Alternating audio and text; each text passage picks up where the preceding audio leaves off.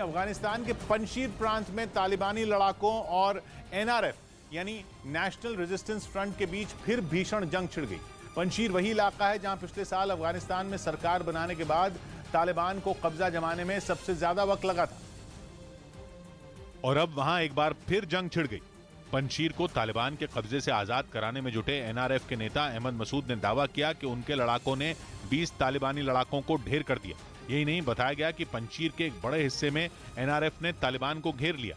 साथ ही अहमद मसूद ने दावा किया कि एनआरएफ ने तालिबान पर हमले करके पंशीर के 3 जिले उनके कब्जे से छुड़ा लिए और वहां की मुख्य सड़क, सैन्य चौकियों और गांवों पर पूरी तरह कंट्रोल कर लिया। लेकिन अफगानिस्तान की तालिबान सरकार की तरफ से अहमद मसूद के दावों को सिरे से नकार दिया गया।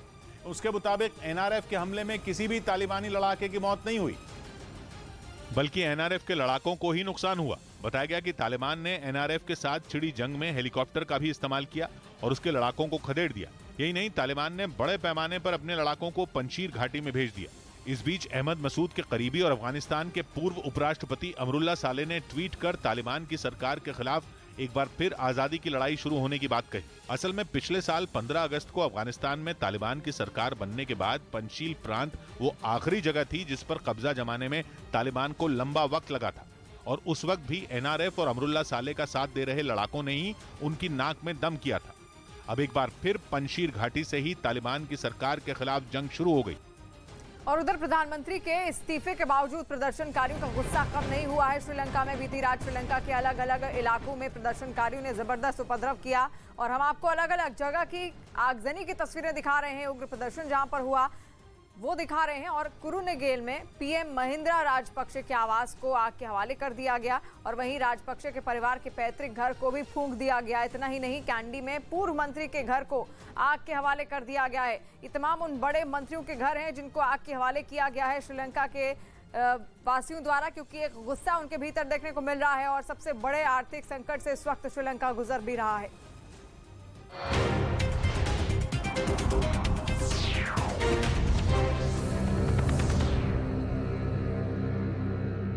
वहीं रूसी सेना का एक और टैंक यूक्रेन की सेना की तरफ से बिछाए गए लैंडमाइन या यूं कहें कि बारूदी सुरंग की चपेट में आ गया। ये लैंडमाइन किस इलाके में लगाई गई थी इसका पता नहीं चल सका, लेकिन इसका एक वीडियो यूक्रेन की तरफ से जारी किया गया और उस वीडियो में पुतिन की सेना का T-72B टैंक दुश्मनों को ध्वस्त करने के लिए तेजी से आगे बढ़ता नजर आया।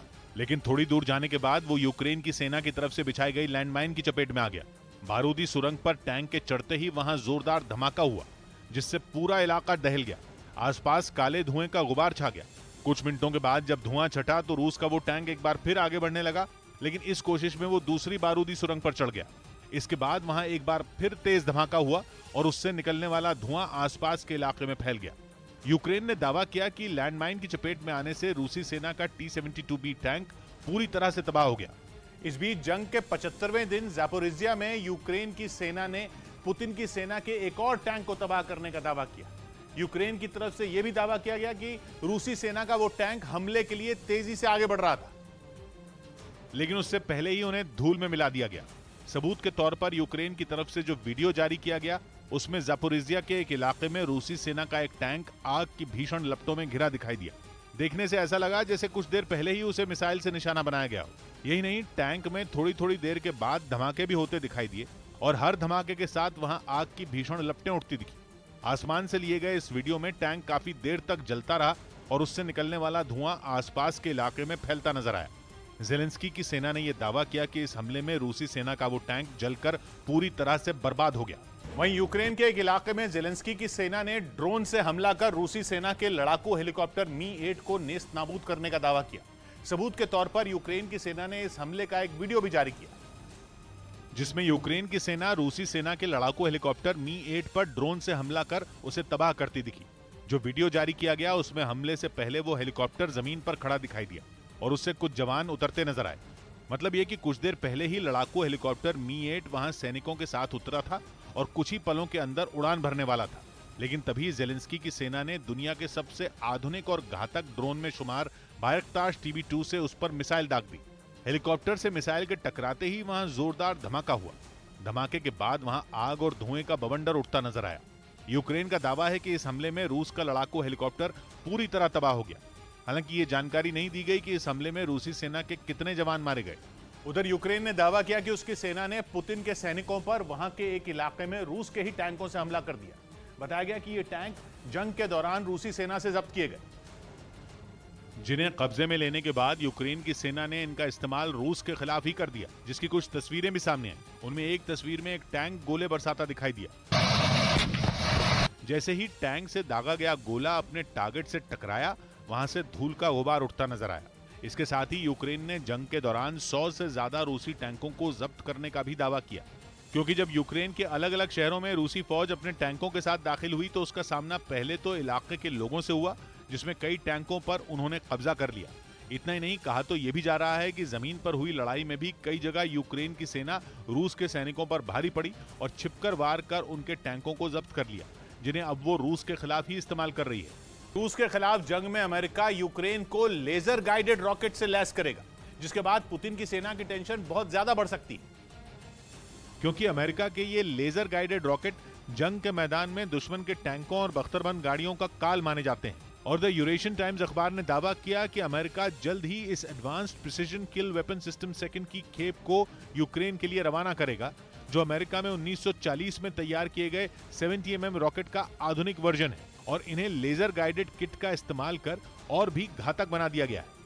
हालांकि अभी यह साफ नहीं हो पाया है कि जेलेंस्की की सेना किस प्लेटफॉर्म की मदद से इन रॉकेट को लॉन्च करेगी, लेकिन दावा है कि यूक्रेन की सेना के पास पहले से मौजूद तुर्की के बारकताश TB2 ड्रोन की मदद से दागा जा सकता है, और यूक्रेन की सेना anti tank guided missile system की मदद से भी इन्हें लॉन्च कर सकेगी। इसके अलावा इन्हें Mi-17 हेलीकॉप्टर पर भी लोड किया जा सकता है। उधर युद्ध के बीच कनाडा के प्रधानमंत्री जस्टिन ट्रूडो ने अचानक यूक्रेन का और रूस का हमला लगातार हो रहा है, वहीं यूक्रेन की ओर से भी पलटवार किया जा रहा है। यूक्रेन के सैनिकों ने रूस के कई टैंक अब तक जब्त कर लिए हैं। यूक्रेन के 93 मैकेनाइज्ड ब्रिगेड ने कब्जा किए रूसी टैंकों को दिखाया है। यूक्रेन इन टैंकों की मरम्मत करके रूस के सैनिकों पर इन्हीं से हमला भी कर रहा है।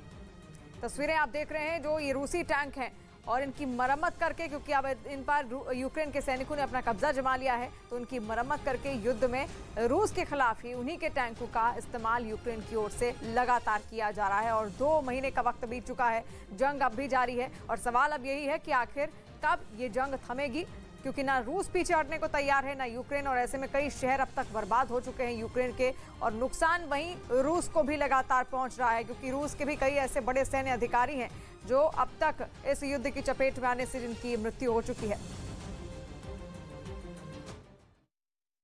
Drone cameras, satellite imagery, small arms, ammunition and other supports including funding for demining operations. Canada के प्रधानमंत्री ने यूक्रेन युद्ध पर अमेरिका के राष्ट्रपति बाइडेन से बात भी की थी। कहा जा रहा है कि इस बातचीत में बाइडेन ने कहा कि वो भी यूक्रेन का दौरा करना चाहते हैं। बाइडेन इससे पहले यूक्रेन के पड़ोसी देश पोलैंड का दौरा कर चुके हैं, लेकिन वो यूक्रेन नहीं जा पाए थे। 7 देशों के समूह G7 ने रूस पर नए आर्थिक प्रतिबंधों का ऐलान किया। हालांकि जब प्रतिबंधों की जानकारी सामने आई तो पता चला कि इनमें कुछ भी नया नहीं है। इन 7 देशों ने मिलकर रूस से तेल और गैस के इंपोर्ट पर बैन लगा दिया, लेकिन ये बैन लगाने की कोई डेडलाइन नहीं बताई। बस ये बताया कि रूस पर दबाव बनाने के लिए वो उसके तेल और गैस पर जल्द से जल्द पूरी तरह बैन लगाएंगे। G7 देशों में America, Germany, France, Italy, Britain, Japan और कनाडा शामिल हैं। हैरानी की बात यह कि इन 7 देशों में अमेरिका समेत कुछ देश तो पहले ही इस तरह का ऐलान कर चुके हैं, जबकि जर्मनी और फ्रांस यूरोपियन यूनियन के सदस्य हैं, तो इसलिए वो भी यही बैन लगा चुके हैं। जापान पहले ही कह चुका है कि उसके लिए रूस से इंपोर्ट बंद करना काफी मुश्किल है। यहाँ तक कि जापान का तो रूस में भारी भरकम निवेश भी है। जापान तो उस निवेश को भी हटाने से इनकार कर चुका है, लेकिन जापान ने भी बाकी देशों के सुर में सुर मिलाया और बैन की वकालत कर दी।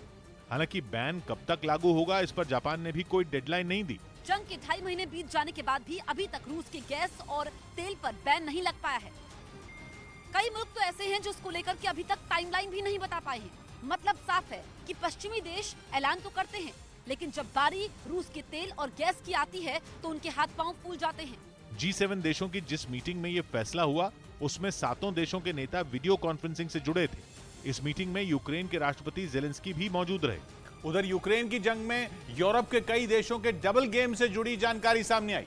खबर है कि यूरोप के कई देश बरसों से गुपचुप तरीके से रूस को हथियार बेच रहे थे। ऐसे कई हथियारों का इस्तेमाल अब रूस यूक्रेन के खिलाफ जंग में कर रहा है। जिसका सीधा मतलब यह है कि यूरोप से मिले हथियारों से यूरोप को ही निशाना बनाया जा रहा है।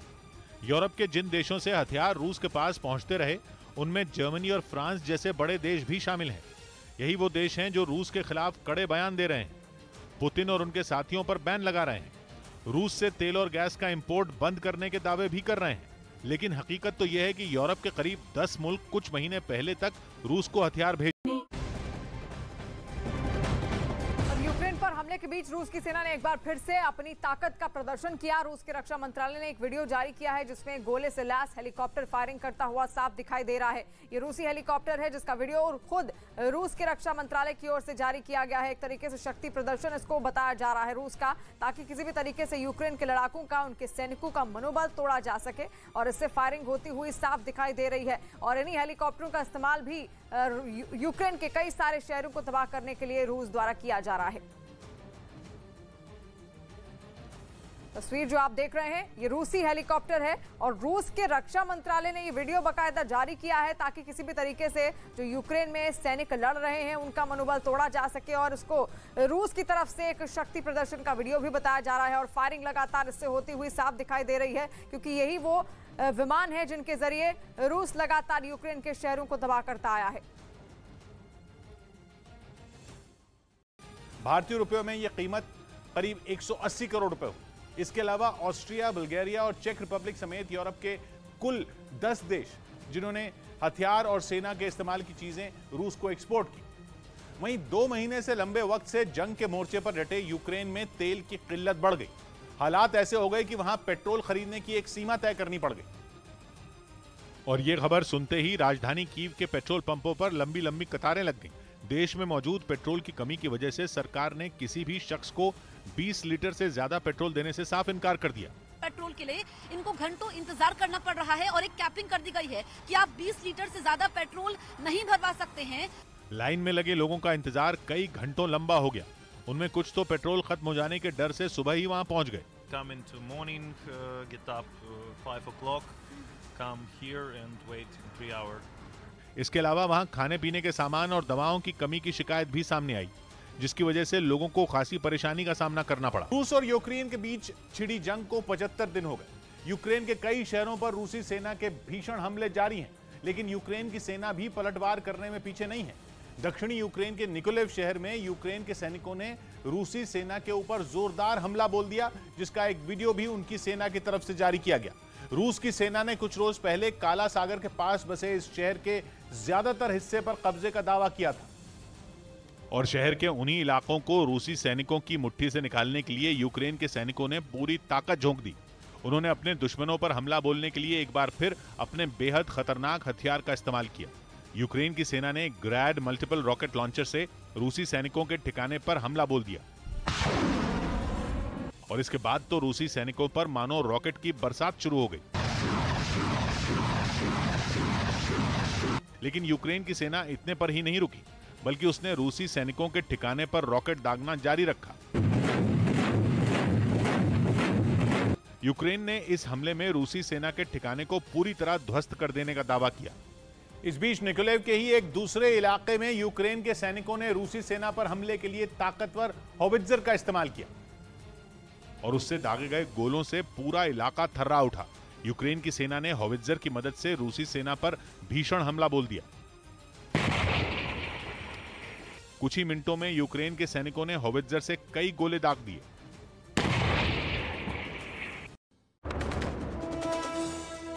पंजाब की मोहाली में पुलिस इंटेलिजेंस के दफ्तर के बाहर धमाके के बाद अलर्ट, पूरे इलाके में सुरक्षा बढ़ाई गई। सीएम भगवंत मान ने ट्वीट कर कहा, माहौल खराब करने की कोशिश करने वालों को बख्शा नहीं जाएगा। दिल्ली में आज फिर चलेगा बुलडोजर। न्यू फ्रेंड्स कॉलोनी में सुबह 11 बजे से गिराया जाएगा अवैध निर्माण। तो वहीं शाहीन बाग में सरकारी काम में बाधा डालने पर आप विधायक अमरतुल्ला खान और उनके समर्थकों पर एफआईआर दर्ज।